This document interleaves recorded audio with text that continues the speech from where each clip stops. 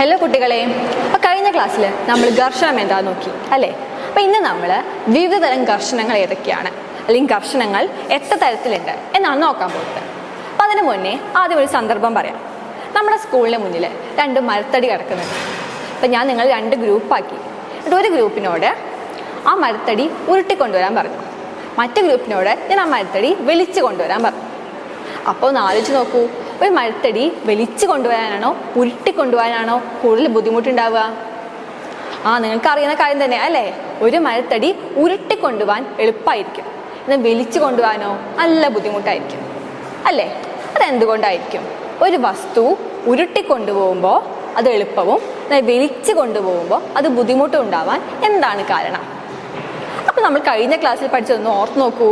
ഒരു വസ്തു മറ്റൊരു വസ്തുവിന്മേൽ ചലിക്കുമ്പോൾ അല്ലെങ്കിൽ അവ തമ്മിൽ ആപേക്ഷിക ചലനം ഉണ്ടാകുമ്പോൾ അവിടെ എന്തുണ്ടാവുന്നു എന്നാണ് പറഞ്ഞത്? അതെ, അവിടെ എന്തുണ്ടാവുന്നു? ഘർഷണ ബലം ഉണ്ടാകുന്നു.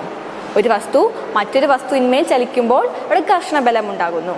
അപ്പോൾ ഒരു മരത്തടി നമ്മൾ വലിച്ചു കൊണ്ടുപോകുമ്പോൾ അല്ലെങ്കിൽ ഉരുട്ടിക്കൊണ്ടുപോകുമ്പോൾ അവിടെ അവ തമ്മിൽ, ആ മരത്തടിയും ആ പ്രതലവും തമ്മിൽ എന്തുണ്ടാവുന്നുണ്ട്? ഒരു ഘർഷണ ബലം ഉണ്ടാവുന്നുണ്ട് അല്ലേ? അപ്പോൾ ഇവിടെ നമ്മൾ ഉരുട്ടിക്കൊണ്ടുപോകുമ്പോൾ അവിടെ ഉണ്ടാകുന്ന ഘർഷണ ബലത്തെ വിളിക്കുന്ന പേരാണ് ഉരുളൽ ഘർഷണം. എന്നാൽ നമ്മൾ വലിച്ചു കൊണ്ടുപോകുമ്പോൾ, നിരക്കി കൊണ്ടുപോകുമ്പോൾ അവിടെ ഉണ്ടാകുന്ന ഘർഷണ ബലമാണ് നിരങ്ങൽ ഘർഷണം. അപ്പോൾ ഒന്ന് ആലോചിച്ച് നോക്കൂ, ഉരുളൽ ഘർഷണമാണോ നിരങ്ങൽ ഘർഷണമാണോ കൂടുതൽ? ഘർഷണം എന്നാൽ ഒരു എതിർബലമാണ്, നമുക്കറിയാമല്ലോ. ഘർഷണം എന്നാൽ ചലിക്കുമ്പോൾ എതിരെ ഉണ്ടാകുന്ന ഒരു ബലമാണ്. അപ്പോൾ ഉരുളൽ ഘർഷണമായിരിക്കോ നിരങ്ങൽ ഘർഷണമായിരിക്കോ കൂടുതൽ? അതെ, നോക്കൂ, ഉരുളൽ ഘർഷണം കുറവും നിരങ്ങൽ ഘർഷണത്തിൻ്റെ അളവ് എപ്പോഴും കൂടുതലുമായിരിക്കും. അതായത് ഉരുളൽ ഘർഷണം നിരങ്ങൽ ഘർഷണത്തെക്കാൾ എപ്പോഴും കുറവായിരിക്കും. നിങ്ങൾക്ക് മനസ്സിലായല്ലോ? അപ്പോൾ ഒന്നുകൂടി സന്ദർഭം പറയാം. ഒരു മരക്കഷ്ണം ഉരുട്ടിക്കൊണ്ടുപോകുമ്പോൾ അവിടെ ഉണ്ടാകുന്ന ഘർഷണം ഉരുളൽ ഘർഷണം. എന്നാൽ ഒരു മരത്തടി നമ്മൾ നിരക്കി കൊണ്ടുപോകുമ്പോൾ അല്ലെങ്കിൽ വലിച്ചു കൊണ്ടുപോകുമ്പോൾ അവിടെ ഉണ്ടാകുന്ന ഘർഷണമാണ് നിരങ്ങൽ ഘർഷണം.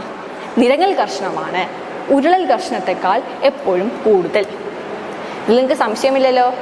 എന്നാൽ കഴിഞ്ഞ ക്ലാസ്സിൽ നമ്മൾ പറഞ്ഞു, ഘർഷണം നമ്മുടെ നിത്യജീവിതത്തിൽ വളരെ ഉപയോഗിക്കുന്ന ഒരു തരം ബലമാണ് അല്ലേ? അപ്പോൾ നമ്മൾ കഴിഞ്ഞ ക്ലാസ്സിൽ പറഞ്ഞ സന്ദർഭങ്ങളൊന്ന് ആലോചിച്ച് നോക്കൂ. ഒന്ന്, തീപ്പട്ടി ഉരയ്ക്കുക. തീപ്പട്ടി ഉരയ്ക്കുമ്പോഴല്ലേ തീ ഉണ്ടാകുന്നത്? ആ തീപ്പട്ടി ഉരയ്ക്കുമ്പോൾ അവിടെ എന്തുണ്ടാവുന്നു? ഒരു ഘർഷണ ബലം ഉണ്ടാകുന്നു അല്ലേ? അതുപോലെ നിങ്ങൾ ടയർ കണ്ടിട്ടില്ലേ? വണ്ടികളെ ടയർ ഇങ്ങനെ ഉരുണ്ടിരിക്കുന്നു അല്ലേ? അതേപോലെ ടയറിൻ്റെ മുകളിലെ ഇത് കണ്ടിട്ടില്ലേ? ഒരു ഗ്രിപ്പ് കണ്ടിട്ടില്ലേ? ഗ്രിപ്പ് ലൈൻ കണ്ടിട്ടില്ലേ? അതെന്തിനാണ്? ഇത് ഘർഷണം കൂട്ടാൻ അല്ലേ? ടയർ ഉരുണ്ടിരിക്കുന്നത് എന്തുകൊണ്ടാണ്? കാരണം ഉരുളൽ ഘർഷണമാണ് കുറവ്, അതുകൊണ്ടാണ് ടയർ ഉരുണ്ടിരിക്കുന്നത് അല്ലേ? ഒരു വണ്ടി വലിച്ചു കൊണ്ടുപോകുന്നതിനേക്കാൾ എളുപ്പമല്ലേ ഉരുട്ടി കൊണ്ടുപോകുന്നത്? അതുകൊണ്ട് വാഹനങ്ങളുടെ ടയർ ഉരുണ്ടിരിക്കുന്നു. അതുപോലെ അവയ്ക്ക് മുകളിൽ ചാലുണ്ട്, വണ്ടിയുടെ ടയറിന് മുകളിൽ ചാലുണ്ട്. ആ ചാൽ എന്തിനാണ്? ഘർഷണ ബലം നൽകാനാണ്. അതുപോലെ അടുത്ത സന്ദർഭമാണ് തീപ്പട്ടി ഉരയ്ക്കുമ്പോഴും എന്ത് ബലമാണ് ഉണ്ടാകുന്നത്? ഘർഷണ ബലമാണ് ഉണ്ടാകുന്നത്.